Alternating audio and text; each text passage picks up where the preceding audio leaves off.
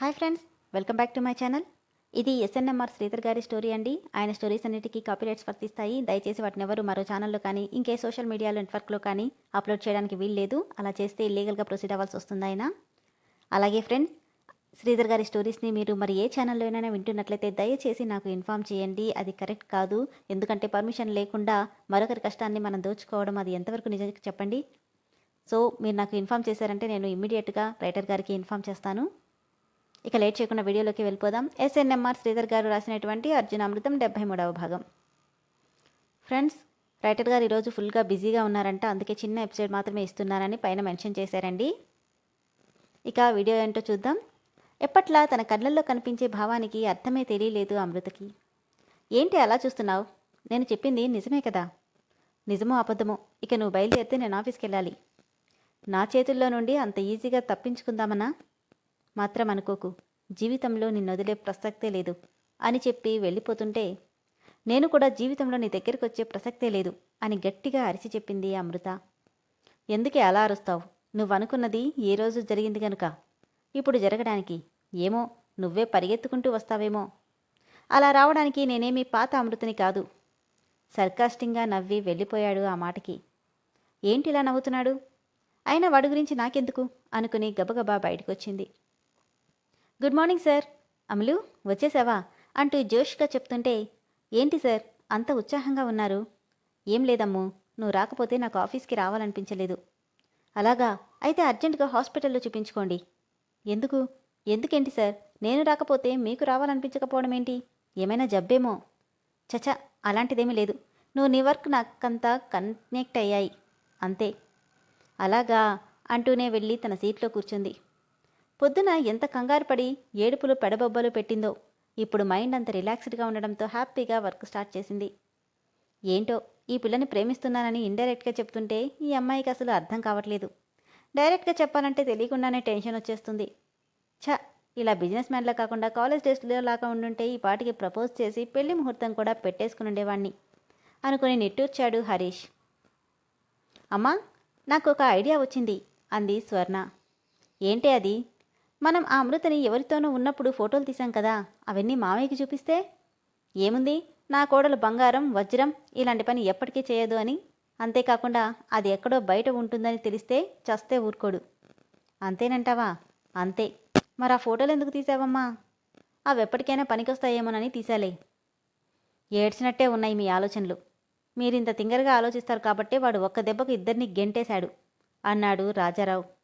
పదే పదే దెప్పడం మాని వీళ్ల పెళ్లి ఎలా జరగాలో ఆలోచించవయ్యా.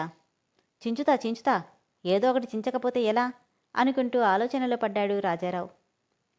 ఈవినింగ్ అమ్ములు ఇంటికొచ్చేసరికి అంజలి వచ్చి ఉంది. అంజు, నువ్వేంటే ఇక్కడ? నీకోసమే వచ్చాను. అవునా, ఎంతసేపైంది వచ్చి? నిక్కీ లోపలికొస్తూ, ఇప్పుడే అమ్ము, ఎటు నువ్వు వస్తావు కదా అని ఇదిగో కాఫీ కూడా తీసుకొచ్చాను అంటూ ఇద్దరికీ కప్స్ అందించింది. ఏంటి పొద్దున్నే కలిసావు, మళ్ళీ వచ్చావేంటి? ఇదిగో నీకోసం ఫ్రూట్స్ తీసుకున్నాను, ఇద్దామని వచ్చాను.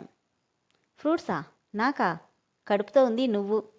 తన కడుపు మీద చేయి పెట్టి, వీడు అందంగా ఆరోగ్యంగా పుట్టాలంటే ఇవన్నీ నువ్వు తినాలి, నేను కాదు. నేనేటూ తింటాలే, తినకపోతే నందు ఊరుకోడు గాని. నువ్వు చాలా నీరసంగా ఉన్నావని డాక్టర్ చెప్పారుగా, పైగా బ్లడ్ కూడా చాలా తక్కువ ఉంది, అందుకే తెచ్చాను. సర్లే, ఇంకేంటి, పొద్దున సరిగా మాట్లాడనే లేదు అనుకుంటూ ఇద్దరూ మాటల్లో పడ్డారు.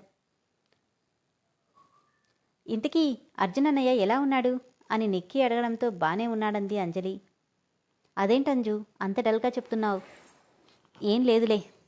ఇంతలో నిక్కీకి ఫోన్ రావడంతో పక్కకెళ్ళింది.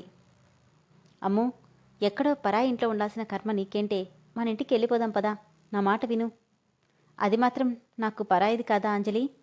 అదేంటి అలా అంటావు? నిజమేగా, ఏ హక్కుతో ఆ ఇంట్లో ఉండాలి? భార్యగా హక్కు లేదు, మరదలిగా ఉండడానికి పెళ్ళైపోయింది, ఇంకెలా ఉండను? వదిలే అంజు, మా గురించి ఆలోచించి నీ మనసు పాడు చేసుకోకు. ఇంతలో రఘురామయ్య ఫోన్ చేయడంతో, హలో మావయ్య. అమలు, ఎలా ఉన్నావు తల్లి? బాగున్నాను మావయ్య. మళ్ళీ వాడేమన్నా అంటున్నాడా? అనడానికి నేను ఆ ఇంట్లో ఉంటేగా అనుకొని, లేదులే మావయ్య, నేను నా ఉద్యోగం అంతే, ఇంకెవరి గురించి పట్టించుకోవట్లేదు అంటూ మాట్లాడుతుంటే అంజలి ఫోన్ లాక్కొని, హలో నాన్న, నీకెంతైనా నీ కోడల మీదున్న ప్రేమ నా మీద లేదు కదా? కనీసం నా గురించి అడగనే అడగట్లేదు. నవ్వి, అడగాల్సిన అవసరమేంటమ్మా? అంటే అంటే నిన్ను ప్రాణం కంటే ఎక్కువగా చూసుకునే నీ భర్త ఉండగా ఇక నీ గురించి నాకు భయమెందుకు? ఆనంద్ నీ మీద పంచప్రాణాలే పెట్టుకున్నాడు. ఇక నీకు ఏ కష్టం రాకుండా నిన్ను కంటికి రెప్పలా చూసుకోవడానికి నీ అన్న నీ దగ్గరున్నాడు. నువ్వెప్పుడూ సంతోషంగానే ఉంటావు. కానీ నా కోడలలా కాదుగా. అందరూ ఉన్నా ఎవరూ లేనట్టే బతుకుతుంది. ఇక్కడికి రమ్మంటే రాదు అని బాధగా చెప్పి, నీ ఆరోగ్యం ఎలా ఉంది? మందులవి టైంకి వేసుకుంటున్నావా? హా, చూస్తూ ఉండు నాన్న. నీ కోడల్ని కూడా నీ కొడుకు చంటిపాపలా చూసుకునే రోజొస్తుంది. నవ్వి, ఇక ఉంటానమ్మా, ఆరోగ్యం జాగ్రత్త అని చెప్పి పెట్టేశాడు రఘురామయ్య. అంజలి మాటలకి కోపంగా చూస్తుంటే, నువ్వేమంత కోపంగా చూడక్కర్లేదులే. ఎప్పటికైనా మా అన్నయ్య పక్కన ఉండేది నువ్వే. నేనెందుకుంటాను? బాగా చదువుకుంది, అందమైంది, ఇంగ్లీష్ బాగా మాట్లాడేది ఉంటుంది. నవ్వి, పిచ్చిదానా, మా అన్నయ్య గురించి నువ్వు పూర్తిగా అర్థం చేసుకోవట్లేదు. కొట్టినా, తిట్టినా, బాధ పెట్టినా, ద్వేషించినా అన్నీ నీతోనే. పొరపాటును కూడా మరో ఆడదానికి నీ స్థానం ఇవ్వడు. వాడిచ్చినా నాకేం అక్కర్లేదులే. ఈ అమృత అప్పుట అమృత కాదు. వాడేం చేసినా భరించడానికి నేను చాలా మారిపోయాను. నా కాళ్ళ మీద నేను సొంతంగా నిలబడుతున్నాను. నవ్వుని దాచేస్తూ అలాగా అంటుంటే, నువ్వేం నవ్వక్కర్లేదు, నిజమే చెప్తున్నా. అయినా విడాకులు కూడా ఇచ్చేశాక ఇంకా వాడి చుట్టూ తిరుగుతాననుకున్నావా? నువ్వు తిరుగుతావో లేదంటే అన్నయ్యే చుట్టూ తిరుగుతాడో. అది కాదంటే మా అన్నయ్యే నిన్ను చుట్టూ తిప్పుకుంటాడో. అది చూద్దాంలే. ఇక నేను బయలుదేరుతాను. అదేంటి, భోంచేసి వెళ్ళొచ్చులే. వద్దు. నువ్వు వదినగా ఉండి నాకు వండి పెడితే తింటా. ఇలా కాదు, అది జరగని పని. చూద్దాం. అయినా నా కోసం నందు ఎదురు చూస్తూ ఉంటాడు. వెళ్తాను అని నవ్వుతూ చెప్పి వెళ్ళిపోయింది అంజలి. బాధగా నిట్టూర్చి పెద్ద బ్యాగ్ నిండా ఉన్న ఫ్రూట్స్ వైపు చూడగానే కనుబొమ్మలు ముడిపడ్డాయి అమృతకి. అన్ని రెడ్ కలర్ యాపిల్స్ మధ్య అందంగా కనిపిస్తున్న ఒకే ఒక గ్రీన్ యాపిల్. ఈ అలవాటు అర్జున్ది. తనేదైనా కొంటే ఒక్కటిగా కొనడు. ఎన్ని రకాలుంటే అన్ని రకాల ఫ్రూట్స్ కొంటాడు. మరి ఇవి పంపింది అర్జునేమో అన్న ఊహ ఒక్క క్షణం వచ్చినా అంతలోనే లేదులే, నార్మల్గా అంజునే తీసుకొనుంటుంది అనుకుని అక్కడితో ఆ విషయాన్ని వదిలేసింది. అమ్ము, ఈరోజు మా ఇంటికి రావాలి నువ్వు అంటూ ఇన్వైట్ చేశాడు హరీష్.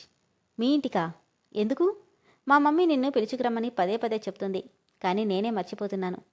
కానీ ఎందుకు సార్?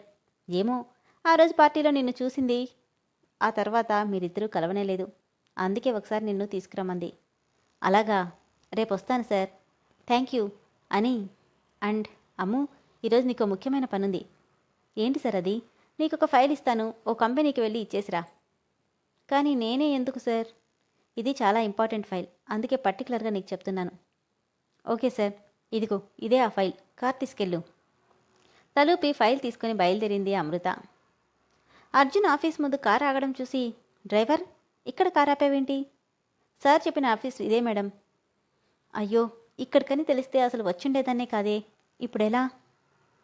తప్పేదేముంది, చచ్చినట్టు చెప్పిన పని చెయ్యాలి అనుకుంటూ లోపలికి అడుగు పెట్టగానే అందరూ తెలిసిన వాళ్లే అవ్వడంతో నవ్వుతూ పలకరిస్తున్నారందరూ. చిరునవ్వుతో వాళ్ళకి హాయ్ చెప్పి అర్జున్ క్యాబిన్ వైపు వెళ్ళింది అమృత. అర్జున్, ఆనంద్, ఆస్ట్రేలియా ప్రాజెక్ట్ మొత్తం నువ్వే హ్యాండిల్ చేయి. పొరపాటున కూడా ఇంకెవరికీ చెప్పకు. అండ్ నేహ, ఆస్ట్రేలియా వెళ్ళడానికి మనం తీసుకెళ్లాల్సిన ఫైల్స్ అన్నీ క్లియర్ చేసుకో అండ్ అంటూ ఏదో చెప్పబోతుంటే ఇంతలో ఫోన్ రావడంతో హలో అన్నాడు. హలో మిస్టర్ అర్జున్ కృష్ణ అనగానే వాయిస్ గుర్తుపట్టిన అర్జున్ సీట్లో వెనక్కి వాలి, ఏంటి ఈ మధ్య నన్ను పదే పదే గుర్తు చేసుకుంటున్నట్టున్నావు? శత్రువుని గుర్తు చేసుకోకపోతే ఎలా మిస్టర్ అరవింద్? నిజమేలే, ఇంతకీ ఎందుకు ఫోన్ చేశావు? ఇంకొద్ది రోజుల్లో నీ కంపెనీ టాప్ నుండి లీస్ట్కి వెళ్ళిపోతుందని చెప్పడానికి చేశాను. What you mean? I mean, అది నేనెందుకు చెప్పడం? అదేంటో నీకు ఆల్రెడీ పంపించాను, చూసి అర్థం చేసుకో. నేనెందుకు ఈ మాట అన్నానో అంటుండగానే ఎక్స్క్యూజ్ మీ సార్ అంటూ కొద్దిగా డోర్ ఓపెన్ చేసింది అమృత. అమ్ము, ఇక్కడికి ఎందుకు వచ్చింది అని ఆనంద్ అనుకుంటే, ఈ మొద్దమొహంది ఇక్కడెందుకు వచ్చింది అని నేహ అనుకుంది. అర్జున్ మాత్రం కన్నింగా నవ్వుకొని కాల్ కట్ చేసి కళ్ళతోనే రమ్మన్నట్టు సైగ చేశాడు. ఏంటి, ద గ్రేట్ హరీష్ గారి పిఏ గారు నా కంపెనీకి వచ్చారు అని వెటకారంగా అడుగుతుంటే కోపాన్ని అణుచుకుంటూ, మా సార్ మీకు ఈ ఫైల్ ఇచ్చి రమ్మన్నారు అంటూ ఫైల్ ముందు పెడుతుంది. ఏంటిది? ఏమో, నాకేం తెలుసు. పేపర్ వెయిట్ని తిప్పుతూ, మీ సార్ పిఏకి చెప్పకుండా ఏ పని చేయడనుకుంటా కదా అని వెటకారంగా అడుగుతుంటే, తాలికట్టిన మొగుళ్లే ఇంట్లో ఉన్న పెళ్ళాన్ని పట్టించుకోవట్లేదు, ఇక డబ్బిచ్చి పని చేయించుకునే వాళ్ళు అన్నీ చెప్పి చేస్తారా అని ఆ ఫైల్ టేబుల్ మీద పడేసి వెళ్ళిపోతుంటే ఆ మాటతో కోపం నశానానికి ఎక్కడంతో ఆగు అని గట్టిగా పిలిచాడు. వేసిన అడుగులు వేసినట్టే తడబడుతూ ఆగిపోయింది అమృత. ఆనంద్ నేహా వైపు చూసి కళ్ళతోనే వెళ్ళమన్నట్టు సైగ చేయడంతో సైలెంట్గా అక్కడి నుండి వెళ్ళిపోయారిద్దరు. వెళ్తున్న వాళ్ళని చూసి వెనక్కి తిరగగానే కోట్ హ్యాండ్స్ ఫోల్డ్ చేసుకుంటూ తన వైపే వస్తున్నాడు అర్జున్. ఎందుకు ఆగమన్నావు? ఏంటి నోరు లేస్తుంది? నాకు నోరే లేస్తుంది, తమరికి నోటితో పాటు చెయ్యి కూడా లేస్తుంది కదా. ఈ మధ్య ఆ చేతి దెబ్బ రుచి చూడక ఇలా రెచ్చిపోతున్నట్టున్నావు కదా. ఇంతకుముందంటే తాలి కట్టిన మొగుడివి కాబట్టి కొట్టినా భరించేదాన్ని. ఇప్పుడేంటి అవసరం? నువ్వెవరో నేనెవరో. నువ్వు నాకిప్పుడు జస్ట్ మామ కొడుకువి అంతే, అది కూడా నేను అనుకుంటూనే. లేదంటే నేను పనిచేసే కంపెనీకి రైవల్ కంపెనీ ఓనర్వి అంతే అని చెప్పి వెళ్ళిపోతుంటే జడ పట్టుకుని విసురుగా దగ్గరికి లాక్కున్నాడు అర్జున్. ఏది నా కళ్ళలోకి చూసి చెప్పామాట? ముందు వదులు అంటూ తన నడుం చుట్టూ అనకొండలా బిగుసుకున్న చేతులని విడదీస్తుంటే, ముందు నేను అడిగిన దానికి ఆన్సర్ చెప్పవే అని ఫేస్ని ఇంచు దూరంలో పెట్టి కోపంగా అడిగాడు. గట్టిగా తనని తోసేసి, అవును, నీకు నాకు ఏ సంబంధం లేదు. నువ్వెవరో నేనెవరో, మా మావయ్య కడుపున పుట్టిన రాక్షసుడివి నువ్వు, అంతకుమించి ఏమీ లేదు, చాలా అని చెప్పి గట్టిగా వెళ్ళిపోతుంటే తన చెయ్యి పట్టుకుని వెనక్కి లాగి ఊపిరి ఆగిపోయేంత గట్టిగా తనని చుట్టేశాడు. అర్జున్ వదులు. రాక్షసున్నా నేను? అవును రాక్షసుడివే, ముందు వదలరా, మరా పేరుకి న్యాయం చేయాలిగా అంటూనే తన ఫేస్ని 2 చేతులతో పట్టుకుని, నిజంగా రాక్షసుడైతే ఏం చేస్తాడో తెలుసా